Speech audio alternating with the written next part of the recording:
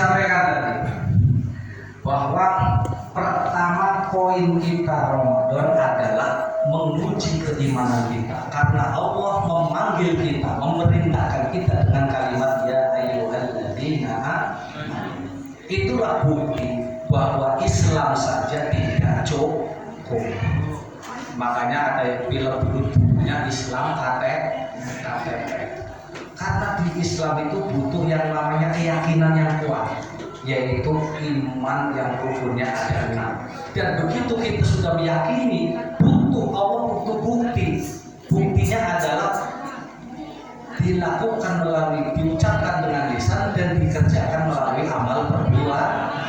Salah satu daripada perbuatan bagi orang yang beriman adalah saum di bulan Ramadan. Dan alasannya simpel. Allah menyuruh kita yang beriman untuk beribadah. Alasannya simpel. Perhatikan ayat betul-betul. Karena ini nanti kita ngaji tafsir aja. Ya, hari ini saya mau mengulas tafsirnya saja. Kutiba alaikumusiyam. Allah telah menetapkan kewajibannya bagi kalian orang-orang yang beriman adalah puasa di bulan Ramadan.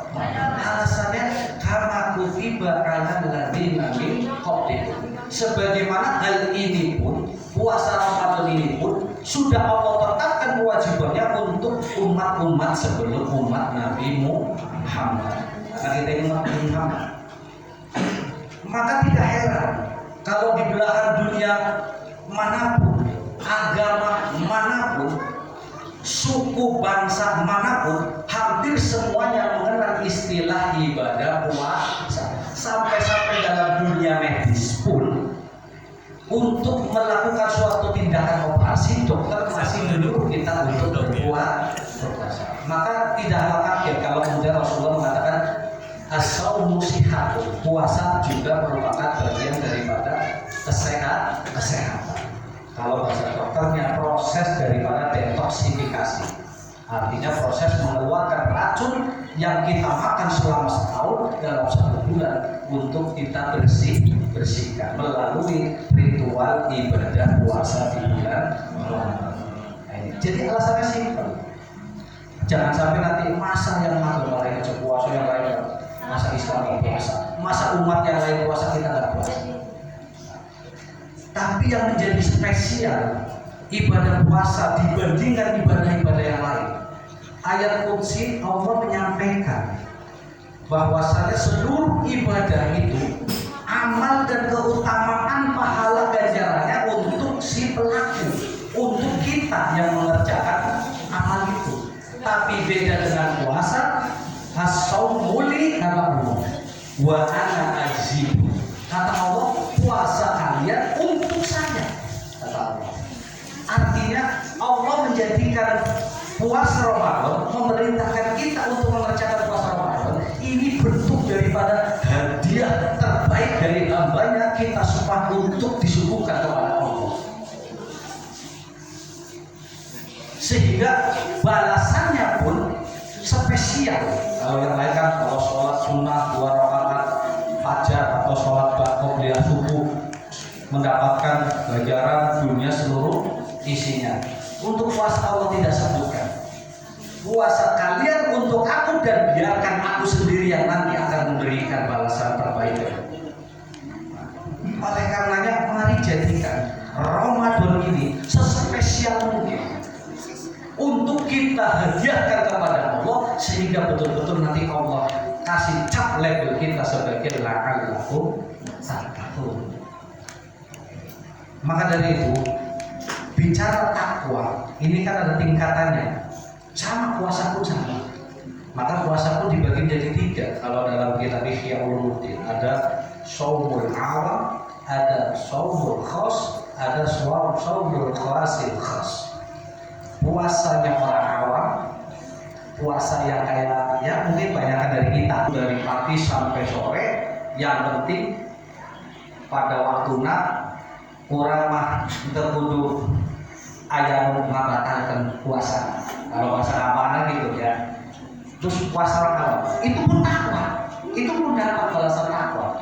Karena takwa itu kan melaksanakan perintah Allah, meninggalkan larangan Allah. Jadi takwa itu yang sisi lain mengerjakan perintah Allah dapat pahala, sisi lain tidak mengerjakan perintah Allah tapi dia meninggalkan larangan Allah. Itu pun juga dapat bahwa takwanya orang awam.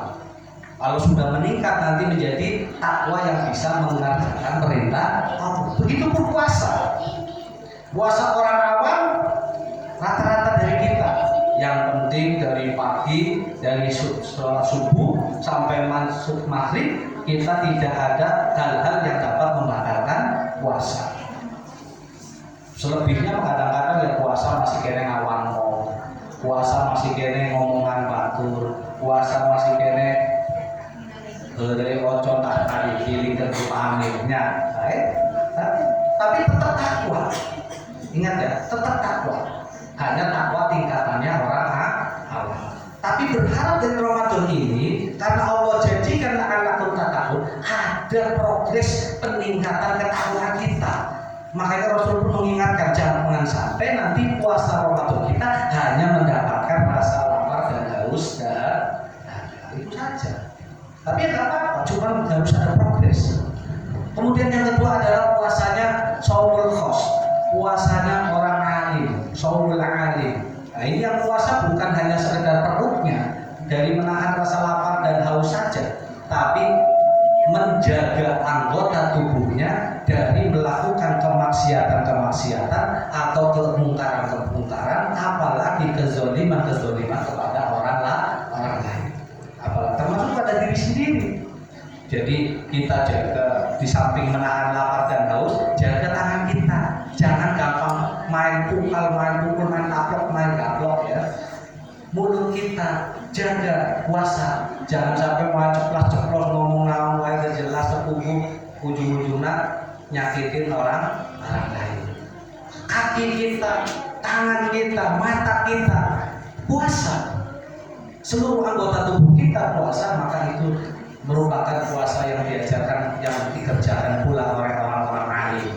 Biasanya yang puasa demikian adalah puasanya para guru, para masyayikh, para orang-orang alim, termasuk para kiai. Ya, biasanya sudah ngomongnya pun dijaga.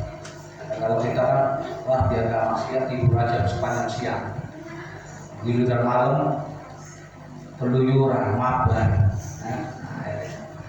Tapi ini kita mulai supaya progres kita dapat anak tertentunya.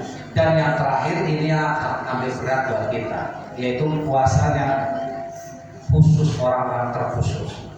Ya, puasanya orang-orang para sahabat tasawuf, sahabat sufi, wal wali. Jadi puasanya para wali dan orang-orang ahli tasawuf. Yang puasa bukan anggota tubuh dan perutnya saja, tapi hatinya juga ikut puasa. Hatinya. Jadi dia sudah puasa, tidak ada dalam hati pikirannya selain hanya karena ihtisaban lillahi ta'ala, ikhlas hanya karena Allah. Tidak ada urusan dunia sedikit pun yang ada di dalam hati niat puasanya. Kalau kita kan masih ngarep pahala, ya kan, puasa pengen dapat masuk surga, puasa karena pengen tidak masuk neraka, puasa karena pengen nanti dapat sama. Kalau kita masih ada itunya, embel-embel hadiah, seakan-akan kayak percaya sama Allahnya setengah-setengah. Padahal kita diajarkan percaya sama Allah, baik dan buruknya pasti yang dari Allah itu baik untuk kita. Belum tentu yang bagi kita baik, tapi menurut Allah itu baik. Makanya yakini yang dari semuanya itu dari Allah, baik dan buruk yang menimpa kita. Tapi kalau kita yakin betul semuanya dari Allah, pasti itu baik untuk kita. Nah kalau setelah itu nggak usah mikirin hadiah, nggak usah mikirin nanti kita sholat supaya dilihat mertua, sholat supaya dilihat nama tetangga. Sudah, semuanya karena Allah. Belajar, karena ini balasan terbaik hanya ada di bulan Ramadan. La'allakum tattaqun. Maka ditambahkan, dipastikan, ditegaskan dalam susunan Nahwus Shoroh atau dalam ma'ani, ilmu ma'ani, tafsir yang sebini ayyamam ma'dudah. Artinya ini hanya ada di hari-hari tertentu. Kalau kalian ingin meningkatkan progres ketakwaan kalian, kalau kalian ingin betul-betul puasanya bisa menikmati betul ibadah-ibadah Ramadan kita, sehingga tidak ada alasan yang lain, ibadah kita hanya karena Allah, ikhlas lillahi ta'ala, maka hanya ada di bulan Ramadan. Oleh karenanya Rasulullah selalu berdoa saat masuk bulan Rajab, Allahumma barik lana fi Rajab wa Sya'ban wa ballighna Ramadan. Biarkan kami ya Allah, bertemukanlah kami dengan bulan Ramadan, karena rindu kami sudah tidak tertahankan untuk bisa meraih atau usul ila Allah. Oleh karenanya Rasul mengatakan hadza min syahri ummati. Bulan ini adalah bulannya kalian semua, kita semua selaku umat Nabi. Bahkan bentar lagi kita memasuki 10 hari terakhir. Nah, ini penting. Qiyamul lailnya kita tingkatkan, menghidupkan malam-malam Ramadannya kita tingkatkan. Nanti kita tambahkan, kalau orang sini biasanya punten pamil, ada istilah memalaman. Ya, Bu, ada ya memalaman di sini ya. Nyian papai sunting gitu. Itu diniatkan sedekah di malam-malam ganjil untuk orang-orang yang tadarus, untuk tetangga siapapun, karena kita berharap bisa ditemukan dengan kemuliaan malam Lailatul Qadar. Kalau di pesantren dulu saya biasanya bangun malam, kalau yang sekarang istilahnya lagi ngetren ini sahur on the road. Wah, ini saya udah 2 kali agak kapok minta atau tadinya seminggu dijadwal sekali sama on the road, saya kapok. Kapoknya bukan nggak mau ibadah, berat bangunnya, bangun jam 2 malam sampai subuh.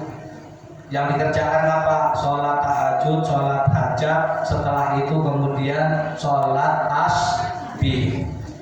Setelah itu baru wirid sampai tadarus, akhirnya sahur subuh. Nah, ini kalau bisa nanti pas pemalaman, ya habis taraweh, tadarusnya digenjot. Ya, salah satu kemuliaan Ramadan itu karena Al-Quran yang kemarin sudah jelaskan. Ya, satu Al-Quran diturunkan cash dari Baitul Izzah atau Baitul Ma'mur saat inna anzalnahu fi lailatul qadar. Kedua, Quran dicicil dari Baitul Ma'mur ke Nabi Muhammad saat diwahyu pertama kali beliau menerima saat tanggal 17 Ramadan. Saat itu Nabi sedang uzlah, sedang melakukan ritual, kalau bahasa sekarangnya ya semedi. Ya, karena dulu belum ada perintah sholat, belum ada syariat sholat. Jadi Nabi dapat langsung 5 ayat Iqra bismi rabbika. Nah, ayat itu pun termasuk ayat yang pertama kali adalah mengajarkan kita untuk pentingnya membaca. Ya, jadi membaca itu penting, Iqra ya. Kalau kata pepatah, membaca adalah jendela dunia. Ya. Oleh karenanya ma'asyiral muslimin, bapak-bapak, ibu-ibu jamaah Musola Nurul Hidayah, tentunya tidak bisa berlama-lama. Sekaligus saya mohon izin, nanti barangkali saya bilang amin sholat tarawih, entah itu terlalu lambat atau terlalu cepat, itu mohon maklumnya. Ya. Karena kita sama-sama niatkan adalah bagian daripada min qiyamil lail, menghidupkan malam-malam di bulan Ramadan. Yang penting niatnya ihtisaban biwajhillahil karim, hanya semata-mata ikhlas mengharap rahmat dari Allah. Kurang lebihnya mohon maaf yang sebesar-besarnya. Wallahu muwaffiq ila aqwamit thoriq. Assalamualaikum warahmatullahi wabarakatuh.